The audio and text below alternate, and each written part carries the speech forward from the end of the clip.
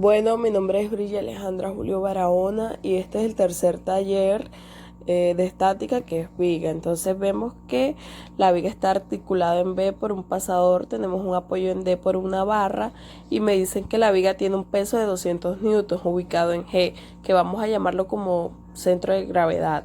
Entonces la viga tiene dos fuerzas distributivas. W1 de 12.000 newtons por metro y W2 de 8.000 newtons por metro, y que en E hay una fuerza puntual de 900 newtons.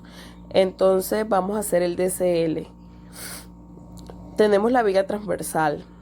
Vamos a imaginar que la viga la acostamos comúnmente. Entonces la barra va hacia el eje X y hacia el eje Y, que es X' y Y'. ¿Ok? Cuando acostamos la barra, el peso de la barra, al acostarla, ella queda transversal. ¿Con qué ángulo? Con un ángulo de 30 grados. Pero vemos que aquí tenemos un ángulo formado de 60. Entonces, al trazar una línea que pase por toda la fuerza puntual, forma un ángulo de 30. Y 30 más 60, 90, más 90, 180. Y formamos el triángulo de fuerza.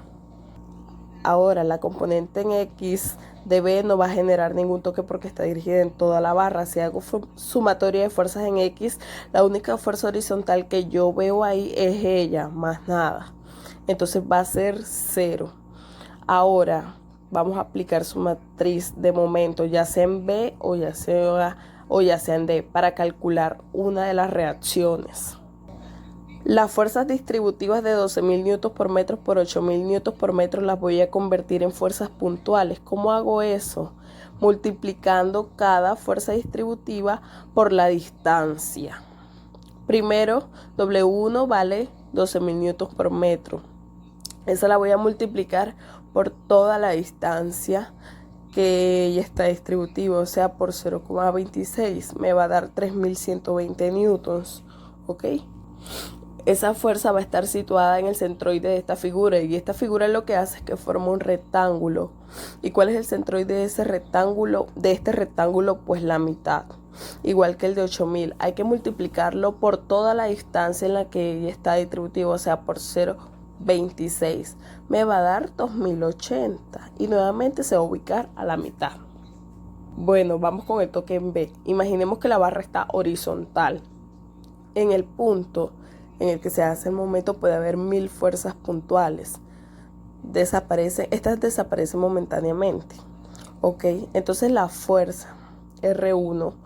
Olvidaba el giro que se va a hacer cuando llego a su matriz sumatoria de movimiento en B. Hago como un giro y le pongo un positivo. Esto quiere decir que el giro en contra de las manecillas del reloj va a ser 0. Y que el giro a favor va a ser negativo. Entonces, sumatoria del momento en el punto B. Diré que la reacción 1, o sea, los 3.120 newtons, que anteriormente eran los 12.000 newtons por metro, pega a la barra. Entonces, la base gira en forma oral, lo cual hace que esto sea negativo. ¿Con qué distancia? Por la distancia vertical, o sea, 0,13 en el punto de ese momento. O sea que esta fuerza, igual que R2, pega a la barra y la gira en forma horaria, que es negativa. Esa fuerza por la distancia donde hice el centroide, o sea, 0,13 más 0,26 da 0,39, más la fuerza de 900 newtons, ya que esto va a hacer que las barras giren en contra. Por esto es positivo. ¿Con qué distancia? Por toda la distancia de la barra, o sea, 0,52. La fuerza AD, o sea, el soporte AD, dije que iba a pegar contra la barra. Puede que yo también la haya colocado por fuera, digamos saliendo, por ejemplo, que no sé si él va entrando o va saliendo. ¿Cómo sé yo si va entrando o va saliendo? Si al yo calcularla me da negativa el ejercicio, me dice que he tomado el camino que era. En este caso la tomé entrando. ¿Y qué hace esta fuerza? La va a hacer girar de manera contraria. Entonces esta fuerza vertical por la distancia horizontal, que es 0,39. Y por último, el peso. El peso porque la barra creemos que está de manera horizontal, el peso va a quedar transversal. Entonces, ¿qué es lo que la va a hacer mover? La componente vertical, que es por seno de 30. Esa fuerza vertical por el seno de 30 hay que multiplicarla por la distancia, que es 0,26.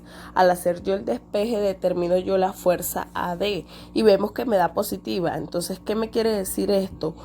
Que he tomado el sentido que era. La componente BY, que es la que hace falta, ok, solamente faltaría esa.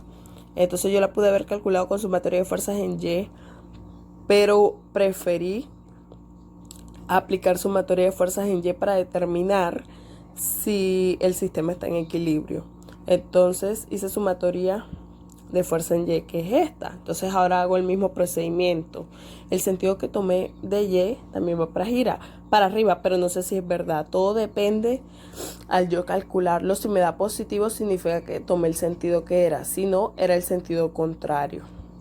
Entonces hice el procedimiento nuevamente. Comencé con BY, entonces BY pega la barra y haciendo un momento en E, y al pegar acá lo que vemos es que la barra va a girar en forma horaria, por eso es que es negativa. Fuerza vertical por distancia horizontal. Entonces la distancia sería 0,52, igual que la fuerza R1 por 0,39 y la fuerza R2 por 0,13.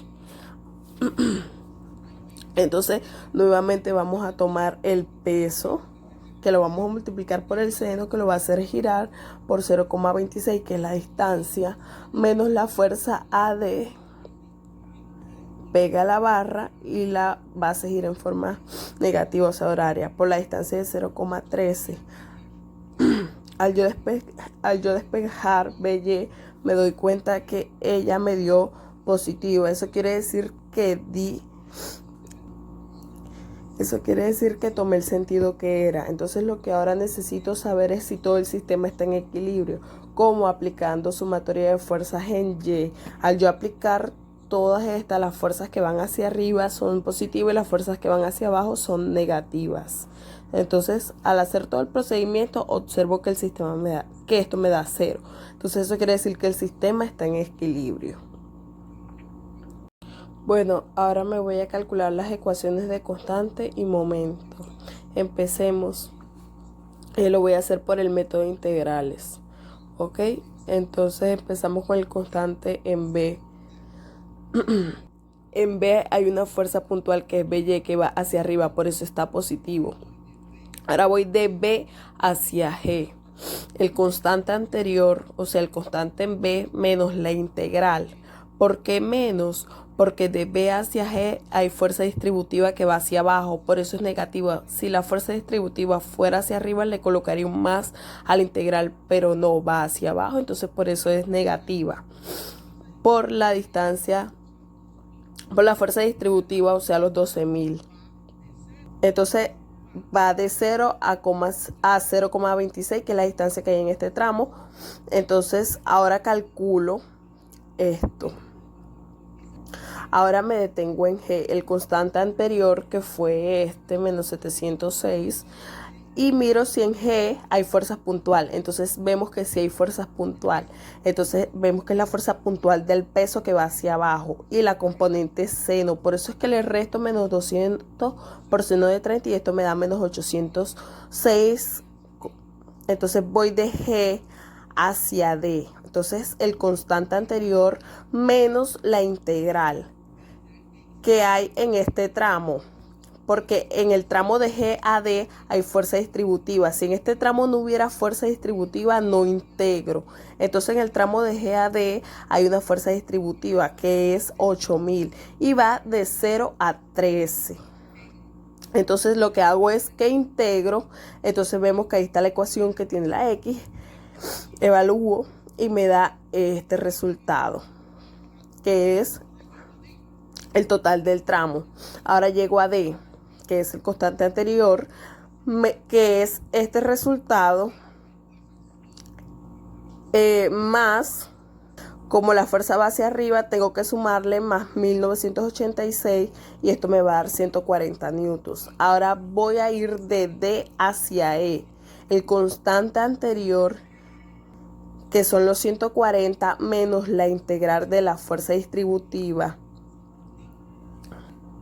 que son los 8000. Entonces voy a integrar de 0 a 13, que es lo que es el tramo. Entonces integro y evalúo y esto me da menos 900 newton. Entonces llego a E. Entonces el constante anterior, que fue menos 900, y miro si hay fuerza puntual. Y por supuesto que vemos que hay fuerza puntual, que son estos 900 que estaban acá. Entonces al yo sumarlos me da 0. Bueno, ahora momento en B. Momento en B es 0. ¿Por qué? Porque no hay ningún giro, no hay ningún momento. Por eso es que comienza en 0. Ahora momento de B a G. Cuando yo voy a calcular los momentos, voy de cada tramo, no con el constante. Acá es de tramo a tramo sin detener.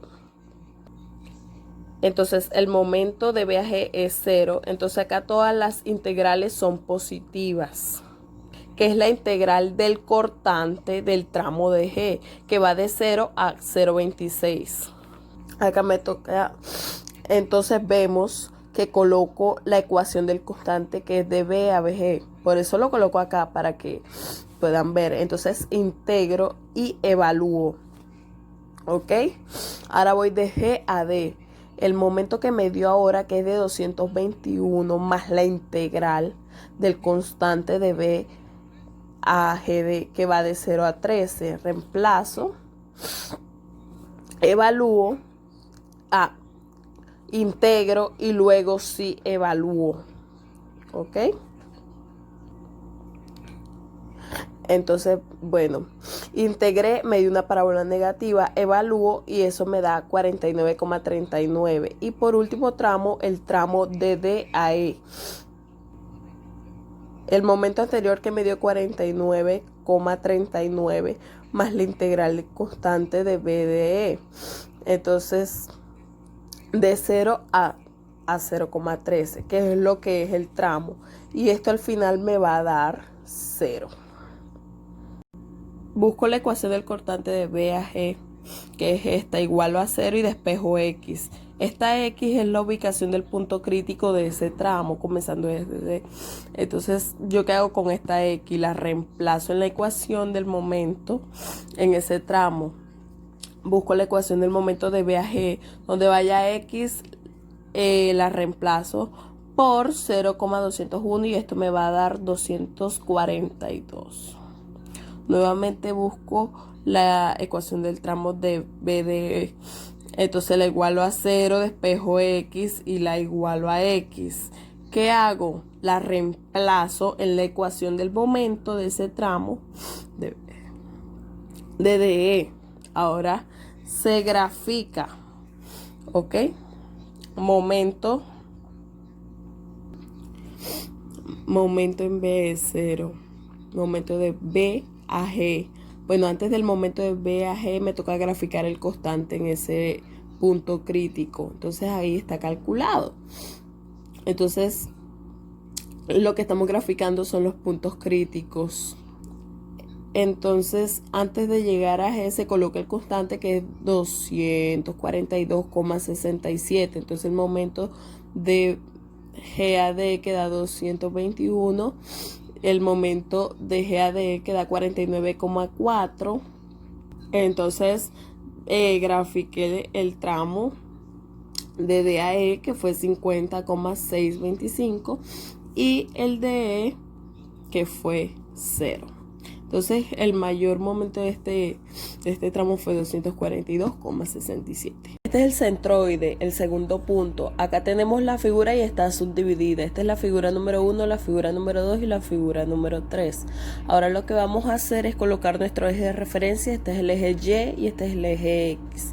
Calculamos las áreas de la figura 1, que es base por altura. Este es 30 por 10, este es 32 por 8 y este es 30 por 10. Son áreas base por altura porque son rectángulos.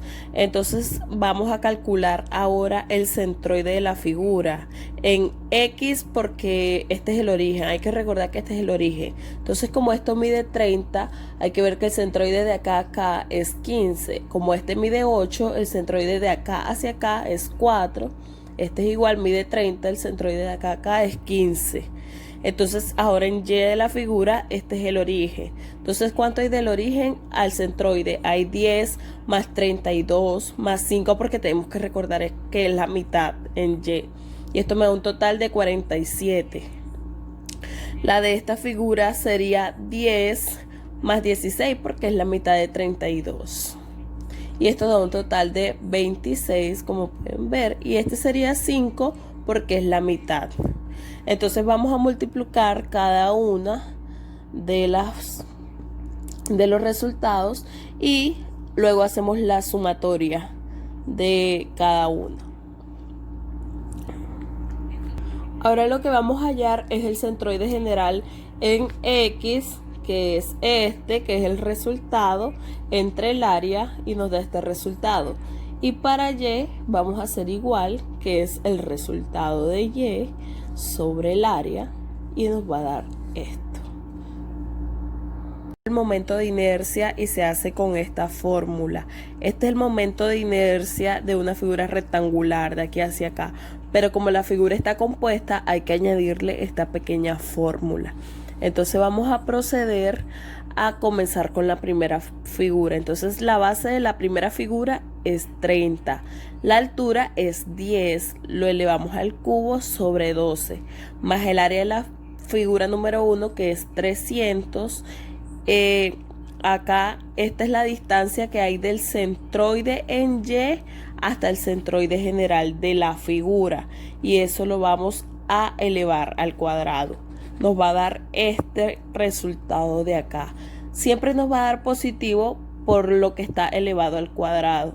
Entonces así vamos a hacer con cada una de las figuras, añadiendo esta fórmula, y al final lo que hacemos es sumar, y este será el momento de inercia total, el cual